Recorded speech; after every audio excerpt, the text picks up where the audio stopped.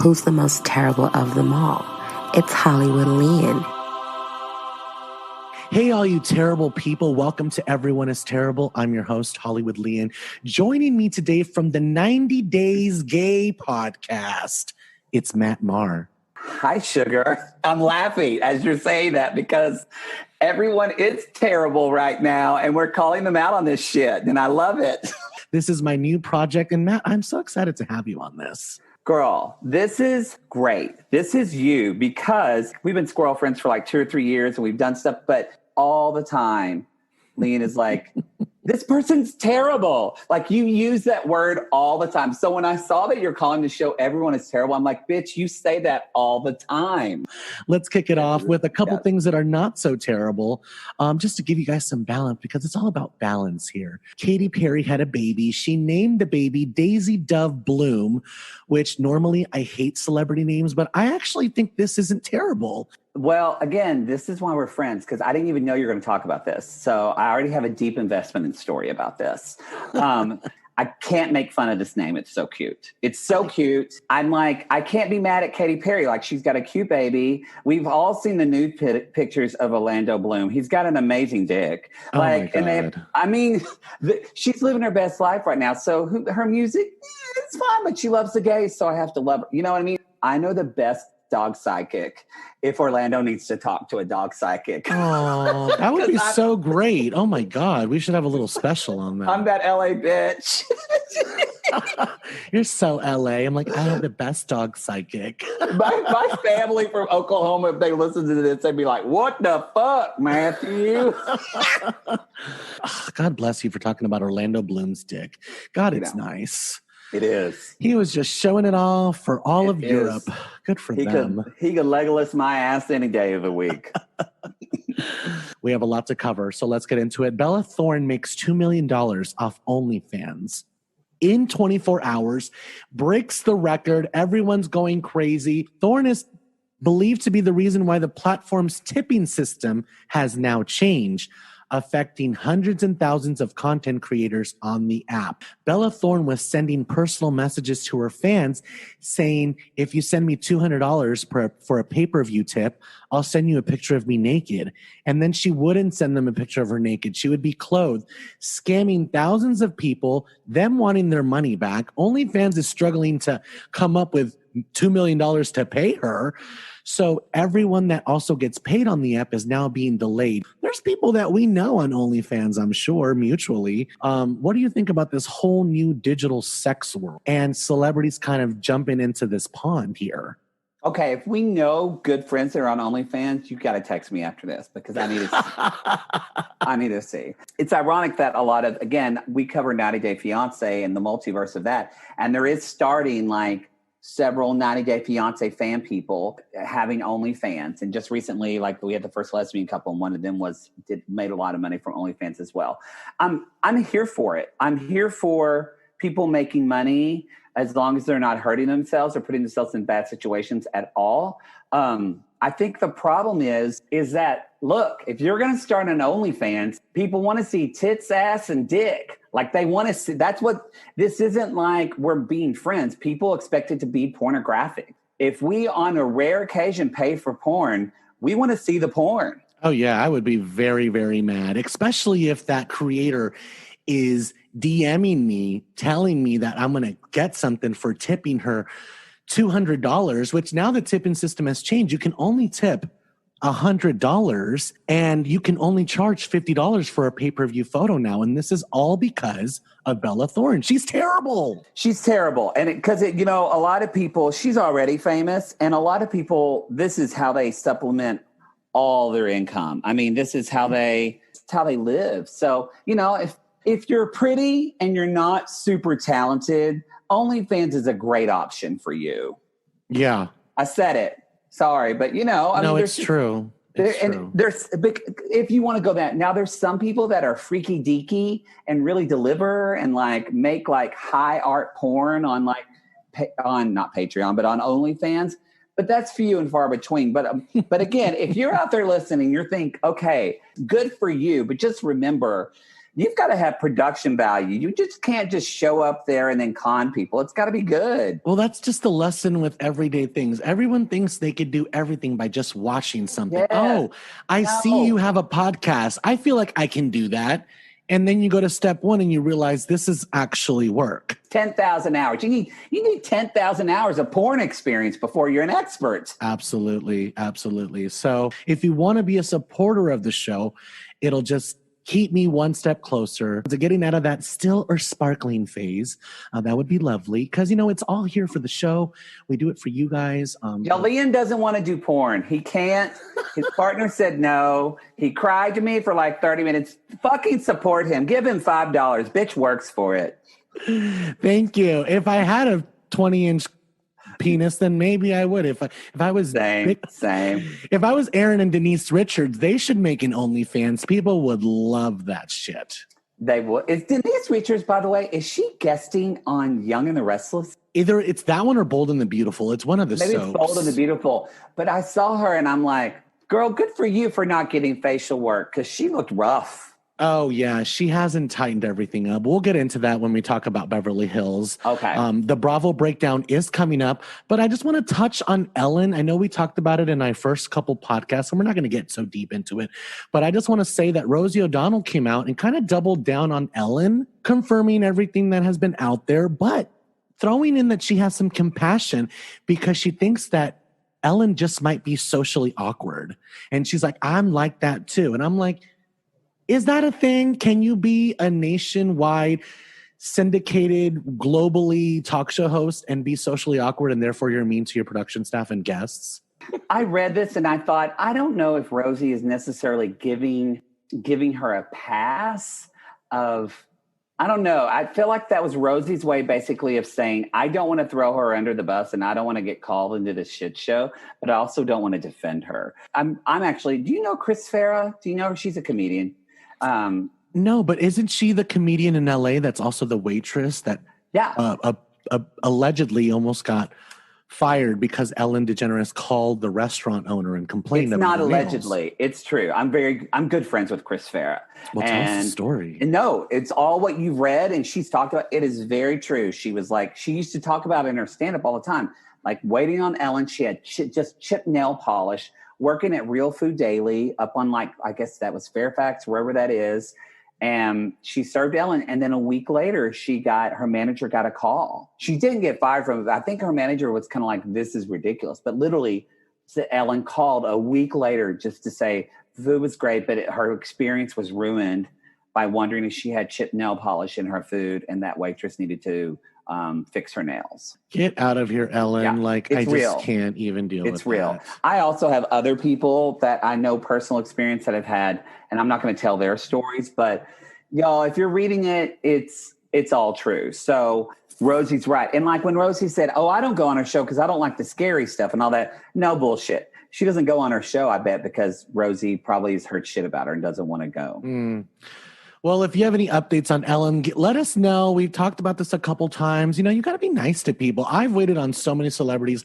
I could do literally a segment on terrible people that I've waited on because there is several. But there's also lots of amazing, generous, very down-to-earth people. It's not all bad out there. Can I tell you a really quick story about that? Yes, please. So one of my good friends is background singer. Like she sang with all these different people, Michael Jackson, all these like huge A-list. She, like her big claim to fame is she was the voice of the woman on that Patrick Swayze song, She's Like the Wind. She's the female voice that you hear on that song. I'm like you, and I was like, who's the most terrible person you worked with? She's like, I'm not going to tell you that. She's like, but there were many. She's like, but I will tell you the best, and it's tied with two people. And I was like, ooh, who is the best? And she said, the best two people that I've ever worked with that were so giving, so nice to everyone, so professional, so sweet and so kind. The first one was Dolly Parton. Love her. And the second one was Liza Minnelli.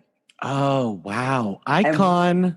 And what I love about that, There is one woman grew up in the South in a shack on the mountain, and another woman grew up as royalty, the daughter of Judy Garland, yet they both made the choice to be really kind and really professional to people. So I agree with you. There is never an excuse to not be kind to people, ever. And that's Ellen's whole thing, which is kind of like the ironic thing. Like, you need to be kind to everybody. Yeah. Let's get into our Bravo breakdown where we will name the terrible people of the Bravo sphere for this week. Let's get into it. Beverly Hills is officially over. We had the season finale and the trailer is out and there's lots of terribleness. It's still COVID style. They're filming over Zoom, but the quality is amazing and everyone looks delicious. They are. It's actually kind of mean. Oh, and shut up. Denise, you lie. Denise and Richards. And guess who brought up the threesome? Lisa and Rinna. Denise's husband going and getting a happy ending from like a 100-year-old woman. Did she leave? She just left. Team Denise or Team Rinna? I do enjoy Lisa Rinna. No, she's a terrible friend. She's a terrible friend, but she's great for TV. She was actually wearing the same dress that LVP wore at her reunion like 4 seasons ago, but Lisa Rinna is wearing it in gold, which I think is a little subliminal jab. And, you know, she's just terrible. We're going to talk about Beverly Hills in depth next week when the reunion actually comes out. But I want to move on to Real Housewives of New Jersey. I did hear they're filming. It's in the air that they're filming right now. Danielle Staub wanted to throw her little hat into the ring. And so she came out on her podcast. It's called Absolutely Danielle. And she went after Andy Cohen. Is Andy ready for that? Is Andy ready for his son to know who he is? Because the Andy I know would hit up Grindr and go on 3 or 4 Grindr dates an evening. And these are people that are pretty reputable sources. I don't even want to talk about the drugs and the partying. Like, it seems very desperate to me. It's not like I don't believe her. I think there is some truth into it, but like dads are allowed to go on Grindr, right, Matt? Aren't dads allowed to go on Grindr? They are. She also talked about drug use, and she says not legal drug use. So we're thinking that, you know, obviously she's thinking cocaine. But come on. I mean, if I was Andy Cohen, I'd be doing coke off some guy's dick too. Because look at him. He's rich and everybody wants to have a show with him. Come on. I'm sure he is. But the point is, like, she should be coming after him. She's basically saying, like, I'm mad at him for the last 10 years. He never gave me the benefit of the doubt. He never really. Yeah, like, I feel like it's all, she's trying to get revenge on him. It's very desperado. She's done. She's done. She said to him on the couch, she tried to leave with some dignity and be like, this is the last time you're going to see me. She could have said her piece then. So that's why I'm not really buying it, Danielle. And FYI, your podcast is terrible. It's painful to listen to. If I have to hear you say, and I have to hear you get through 5 minutes of slow, dissipated talk to complete one sentence. The woman cannot say a sentence. It has to be drug out. She's the slowest talker.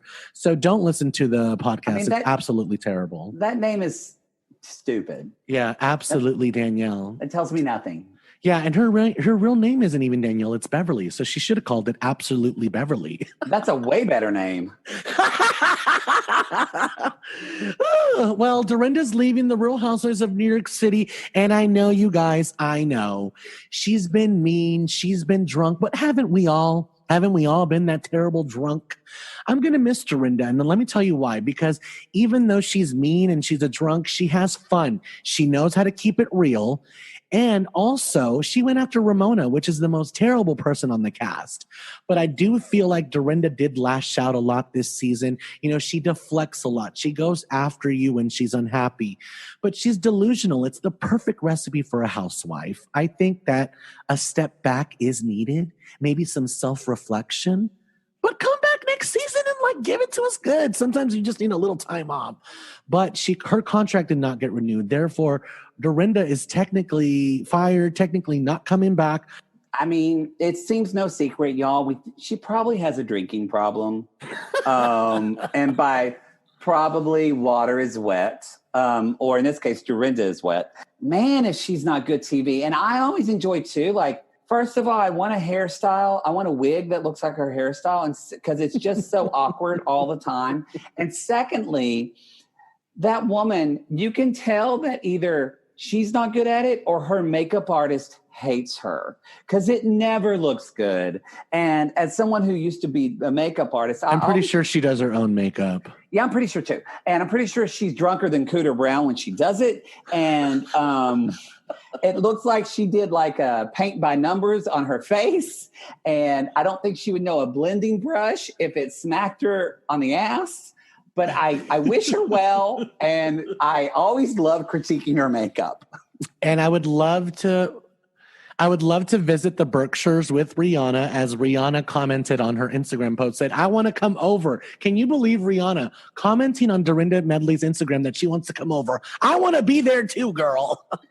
I've spent many summers in the Berkshires, and it is one of the most beautiful places in our country. It's so beautiful. I've been to the Berkshires. I went to a wedding there. It was gorgeous, the foliage and stuff. I will say though, at night it is terrifying. Oh yeah, it's a fucking Blair Witch Project. Thank you very much. It is so the Blair Witch. We're in the middle of nowhere, and there's a cemetery down the street. I know there was a cemetery. I taught at a girls' summer camp, and we used to have. One year we had a group called the Blowjob Six. Like 6 girls snuck out of their cabin and gave blowjobs in the cemetery to the neighboring boys' cabin. And I was number one. And I was like, thank God I was a counselor. I'd be there.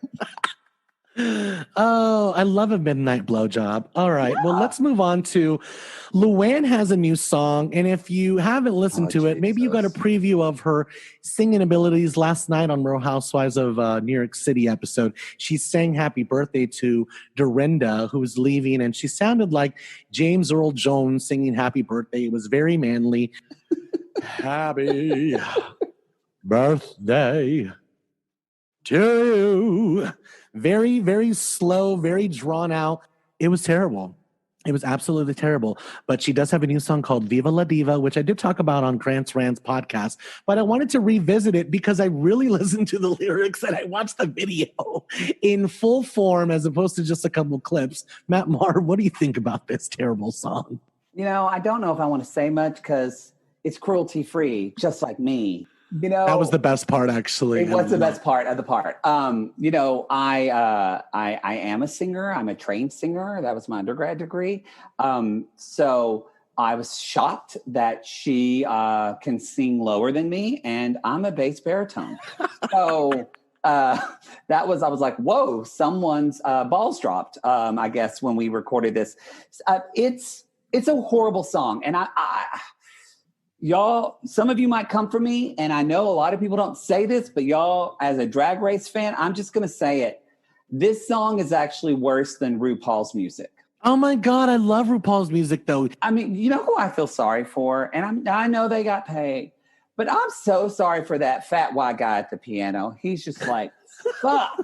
He's the producer, Desmond Child, who put his name all over that song. It's all over her Instagram. Like, he is like, girl, I'm going to the top with you. He's not. He's like, you know, hopefully she's just going to buy me like 2 dancers at Mickey's. Are you watching Canada's Drag Race? I haven't yet. I'm going to. I haven't watched it yet, but you know Jeffrey, the one that Jeffrey Chapman, he's so cute. Oh, he's so cute. He's Delicious. An actor from that show Unreal that nobody saw. So he is now one of the judges on Canada's Drag Race, which I already have an opinion about. So it starts to come out that the show's okay, but then I hear that Jeffrey Chapman is kind of the Simon Cowell. He told one queen who came out showing her butt, if you're going to show your like bare ass, you should use some all body foundation, which is like, I mean, I get where he's coming from, but do you have to like talk about her pimply ass on national television? That's kind of rude. That's terrible. It is, but the rest of us had to see that pimply ass on national television, so that's not great either. Fine, we're all terrible. At the end of the day, everyone's terrible. Bette Midler, queen of the gays. I've seen her in Vegas. She's fabulous. I mean, for the boys. I mean, did you ever know that you were my hero? I mean, she's just the best. But she did make fun of Melania Trump. She tweeted, oh God, she still can't speak English. She did respond and say she was wrong to do that. She did tweet that out and said all accents are wonderful and welcoming. Yes. I think that, so it was the wrong thing to say. So she also tweeted, Melania lacks warmth so severely that I had to turn my AC down. I thought that was funny. That was great. So she tweeted the next day, well, all hell broke loose because I said Melania still can't speak English last night. Like, get that illegal alien off the stage. I thought that was the one that was a little too much. That bothered me more than, yeah. And again, I feel like what's hard about, y'all, if I ever get famous, my Twitter's going away. It's just going to be deleted immediately. Oh, You're girl, who are know. you telling? It is just gone in a second. Like, bye. Before you guys even know about the movie contract, the Twitter will be deleted. Yes. So that one bothered me more just because of what so many people who are immigrants in our country right now. And I'm just saying, let's look at Bette Midler's heart and the kind of stuff she said before. She's a good person. She's a good person. She just said the wrong thing. Yeah. And let's not put cancel culture on her. Let's just say, I feel like we've schooled her. She's apologized. I think she's making the joke. And it just didn't come off well that here is someone who persecute illegal aliens and illegal immigrants. And yet it's never addressed like her own status that she is an immigrant to this country. Yeah. And so I think that's the joke Bette was trying to make. And it just, 240 characters, sometimes it doesn't land well. I agree. I think so much would happen if we would do some self-reflection. Even Melania, like if she would to address that sort of that bitch empathy. is divorcing him day after. Oh January my God. 26th, She hates him. I'm out. She hates him so much. All the footage is so amazing. I'm like, girl, write a book. I want to know all about this shit. If they're gonna silence you, do an Instagram live. We'll take that. Yes. Well, that's pretty much it for the Bravo breakdown. We just covered, a little bit of Beverly Hills. It's officially over. We're waiting for that trailer. Danielle Staub comes after Andy Cohen, but we're like, Danielle, come on, girl. Come on. It's tired. You're tired, and you said goodbye to us. We said goodbye back. Bitch, why are you here? Why are you here? Yeah. Dorinda Medley is leaving Roni, and we're sad about it. And LuAnn she had a good season, and she has a new song. So if you want to listen to it, it's called Viva La Diva, but it is terrible. Who's your terrible person for the week? We had a lot of nominations. We talked about a lot of people today, but someone does have to be named most terrible for the week. I'm going to go on record and say probably the Countess LuAnn, because God, that song gets stuck in your head and you're hearing it like at midnight. And I literally was Viva La Diva. I'm so mad at you for it. It's like in my head. So for me, that's the most terrible person of the week. Let the diva live in you. Oh, you know what? No, it's not her. It's that white guy piano player, Desmond, whatever his name is, that bitch who produced it. That's who's terrible. I hope that one of his twinks from Mickey robs him. Are you getting a gay vibe from him? Is that why you're saying this? You have to be gay to make a song like that. You cannot. I don't know anything about his sexuality, but you guys, no straight guys like, so hey. I wrote this song called Viva La Diva. Kanye or Simon Cowell. I made a song Viva La Diva. No. It's always, he's a queen. The most terrible person of the week, I'm going to go with Ramona because she shit on the floor. In this recent episode, she shit on the floor, and I heard she shits during sex. And you know what? If you're going to come after people, if you're going to be mean to your fans, then wear a diaper, girl, okay? Depends. It's your friend. Lisa Rinna made 6 figures off those Depends, girl. You need to take a little check from that notebook, okay? I heard that Ramona is confirmed to come back. Obviously, Dorinda's not coming back. That's all I've heard so far. I was inquiring about Sonia. I was inquiring about Leah, but I did hear they're gonna add about 3 more cast members to Roni. So expect a change in the next year. Real Housewives of New York City is going to be different next season. Salt Lake City, the trailer is up and it's coming out in November. So we will be covering that. Matt Marr, where can we find you? What do you want to promote? Thank you so much for coming on. Everyone is terrible. Of course. Yeah. And everybody can listen to my podcast, 90 Day Gays. You just can go to 90daygays.com. And yes, Matt Marr's podcast is fabulous. It's so funny, obviously successful. So go over there, play in the playground, come right back over here and support us. Exactly. Throw a couple dollars at the site, y'all. It'll all go for production. Keep him away from OnlyFans. Now he's a prostitution whore. And he's been engaged 19 times. Prostitution whore. He's terrible. And he's the host of Everyone is Terrible. Thank you guys so much for listening to me. I'm HollywoodLian. It's my favorite day of the week. This has been Everyone is Terrible.